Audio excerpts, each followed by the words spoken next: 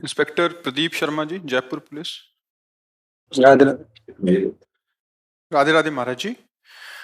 महाराज जी, मैं पुलिस अधिकारी हूँ।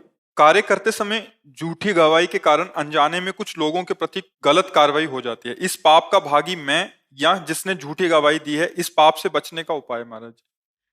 अगर हम जानते हैं कि ये जो गवाही दे रहा है ये झूठी है, ये जानते हुए भी हम निरपराध को दंड विधान में सम्मिलित कर देते हैं, उसमें हम भी दोषी हैं। अगर आपको पता नहीं है और आप उस साक्ष्य देने वाले के अनुसार दंड देते हैं। महाराज जी, अगर साक्षी हम हों, इनका ऐसा भाव है कि हम कचहरी या न्यायाधीश के आगे इनकी गवाही, तो आपको जिसकी गवाही दे रहे हैं आपको पक्का सबूत मिलना चाहिए। वही कह रहे हैं कि झूठी गवाही। इसमें महाराज जी ऐसा है कि आमतौर पे महिला अपराध के संबंध में मेरा क्वेश्चन है, क्योंकि इसमें क्या है कि विधान ऐसा कर दिया है, संसद ने ऐसा कानून ही बना दिया जिसमें ये है कि महिला ने जो कह दिया वो फाइनल है। अब हमें पता है वो गलत कह रही है। हाँ, ये तो अब इसमें तो फिर हानि हो जाएगी। अब वो पाप किसके है? नहीं, इसमें तो बहुत बड़ी हानि हो जाएगी। मान लो अपनी वो किसी जलन को पूर्ति करने के लिए किसी के लिए कुछ भी बोल दे और उसको हम सपोर्ट करके दंड दिला दे तो बेचारा निरपराध मारा जाएगा ना। तो हाँ, तो वैसे फिर मतलब कहीं ना कहीं तो हमको लौट करके इस विषय में देखना चाहिए। क्या ऐसा कानून बन चुका है? हमें तो पता नहीं कि मतलब जो बोले सो ब्रह्म वाक्य।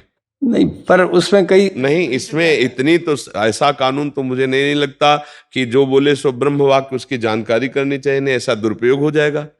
क्यों? कानून ऐसा है महाराज जी, आरोप लगा दिया महिला ने, अब सिद्ध करने की जिम्मेदारी सामने वाले पक्ष की होती है। तो ये कभी कभी बड़ा कठिन होता है कि हम अपने आप को निरपराध कैसे सिद्ध करें। तो ये कठिनाई के विषय में समझौता है। पर इसमें तो अधर्म हो ही जाएगा। अधर्म तो हो ही जाएगा ना। मान लो किसी द्वेषवश, ईर्ष्यावश या प्रलोभनवश किसी कारणों से, हमें नहीं कह रहे कि अगर कहीं ऐसा किसी भी माता बहन के साथ हुआ तो दंडनीय अपराध है, उसे अवश्य दंड मिलना चाहिए। पर अगर कोई माता बहन ईर्ष्यावश, द्वेषवश या किसी प्रलोभनवश किसी व्यक्ति को किसी केस में फंसा रही है और मुझे पता है कि ये झूठा है केस, तो जब निर्णय मिलेगा दंड का तो उसमें कहीं ना कहीं हम भी तो हैं। नहीं, कानून में लिखा हुआ है कि ऐसी स्थिति में जब महिला और पुरुष की बात में से किसकी बात को मानना है तो महिला की बात को मानना है, कानून में है। हाँ, कानून तो महिला अगर उसको झूठे फंसा रही, उसको दंड दिलाना चाहती है, तो अब उसमें फिर आप क्या कर सकते हैं? उसमें अब आप जानते हैं, लेकिन अब मुझे तो ये बात थोड़ा कम समझ में आ रही है। निर्भया कांड के बाद एक कानून में अमेंडमेंट कर दिया था। अच्छा, मुझे लगता है कि परीक्षण होना चाहिए, सच्ची बात होनी चाहिए। पुरुष में ही केवल विकार है ऐसा तो नहीं हो सकता ना। दोनों शरीरों में विकारों की उत्पत्ति होती है। तो अगर क्रोध विकार, ईर्ष्या विकार या द्वेष विकार के अंतर्गत ऐसे किसी को फंसाया जाए, हम कह रहे हैं अगर अपराध है तो दंड मिलना चाहिए। अगर वो निरपराध है और उसे फंसाया जा रहा है तो मतलब निर्दोष को दंड मिलने से तो पूरा सिस्टम बाधित हो जाएगा। एक छोटा सा उदाहरण दूंगा मैं। एक बस में कंडक्टर ने एक महिला को रिजर्व सीट से उठा दिया जी, और उसको कहा पीछे बैठ जाओ, ये रिजर्व सीट है, इस पे एक्स पर्सन बैठेगा। जी, महिला ने नीचे उतरते ही थाने में आई और उसने ये आरोप लगाया इसने मेरे को घूर के देखा। अब घूर के देखना एक अपराध है कानून की दृष्टि से, महिला को गलत दृष्टि से घूरना। जी, उसने देखा होगा घूर के, लेकिन उसने इस हिसाब से कि भाई तू यहाँ से उठ जा। जी, जी। अब उस स्थिति में अब मैं क्या करूं? अब उसका प्रारब्ध भोग भी उपस्थित होगा। अब तो कानून अगर बल है तो दंड विधान तो फिर लागू ही होता है। ऐसी स्थिति हमारा हम कहाँ खड़े हैं उस स्थिति में, मैं ये जानना चाह रहा था। नहीं, कानून के अंतर्गत आप एक कानून के सेवक हैं तो आपको कानून के अनुसार ही चलना होगा। हाँ, फिर इसीलिए बहुत सावधानी वर्णन की गई। नहीं, फिर राजा को भी नर्क मिलता है, ये भी ध्यान रखना। राजा को भी स्वर्ग और परम पद की प्राप्ति प्रजा से ही होती है और राजा को भी नर्क और दुर्गति की प्राप्ति प्रजा से ही होती है। यदि ऐसा कानून, ऐसी व्यवस्था बन जाए जिससे बिना किसी पर्दे के खुला न्याय हो तो ठीक है। अगर कहीं पक्ष और पर्दा रख दिया गया और निर्दोष मारा गया, निर्दोष, तो ये पूरा सिस्टम पर लदेगा, जाके पूरे सिस्टम पर जाएगा। क्योंकि अब उसके कई पावे हैं, वो पूरा कप अधर्म जहां होगा तो देखो, आपको बता देते हैं कि भीष्म पितामह जैसा धर्मात्मा कभी युगों में पैदा होता है, लेकिन अधर्म के पक्ष में खड़े थे। युधिष्ठिर महाराज के विपरीत सामने, और पक्ष अधर्म का था, पूरा पता था। भीष्म जी को पूरा पता था कि पक्ष अधर्म का है, खुली नेत्रों से देखा था छलिया शकुनी कैसे छल कर रहा है, धृतराष्ट्र की कैसे बुद्धि भ्रष्ट होकर के आदेश कर रही, पूरा सब पता था। एक कुल वधू को कैसे प्रताड़ित किया जा रहा, पूरा सब पता था। परिणामता 6 महीना बाणों की सैया पर पड़े महाराज। द्रोणाचार्य जी गुरु, शास्त्र के ज्ञाता, धनुर्वेद के ज्ञाता, पांडित्य के महान प्रकांड विद्वान काट के फेंक दिए गए, कारण अधर्म के पक्ष में थे। धर्म और अधर्म, जरूरी नहीं कि आप अधर्म करें, कोई भी कहीं भी कैसे भी। अधर्म तो अपना बमूल बोएंगे तो कांटे ही उसमें होगा, आम तो लगेगा नहीं। चाहे कोई बोए, कितना बढ़िया खेती बना के बोए, आम बोओगे तो फसल आएगी, तो आम रसीला मिलेगा। तो ये अब हमारी तो समझ में नहीं आ रहा, ऐसे तो बहुत ही गलत हो जाएगा। पर हम केवल इतना कहते हैं कि अपराधी को दंड मिलना चाहिए। अपराधी किसी भी ना तो जाति का माना जाता है और ना किसी धर्म का माना जाता है, सिर्फ अपराधी अपराधी होता है। हम इतनी बात मानते हैं कि अपराधी अपराधी है, वो किसी भी धर्म समुदाय का हो, वो ना धर्म का होता है ना समुदाय का होता है, वो सिर्फ अपराधी होता है। और जो अपराधी नहीं है उसे दंड ना दिया जाए, क्योंकि ऐसे तो बहुत तरह से शोषण किया जा सकता है, बहुत तरह से शोषण किया जा सकता है।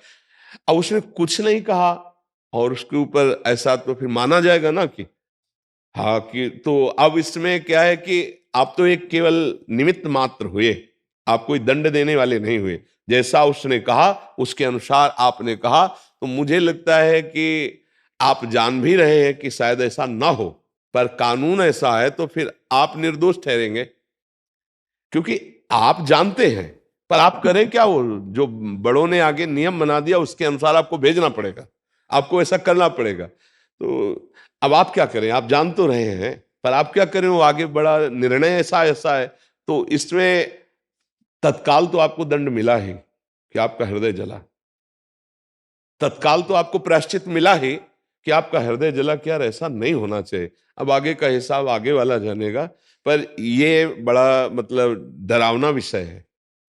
क्योंकि अगर कोई किसी राग द्वेषवश, किसी ईर्ष्यावश किसी को किसी के प्रति भी कैसा तो वो लागू हो जाएगा।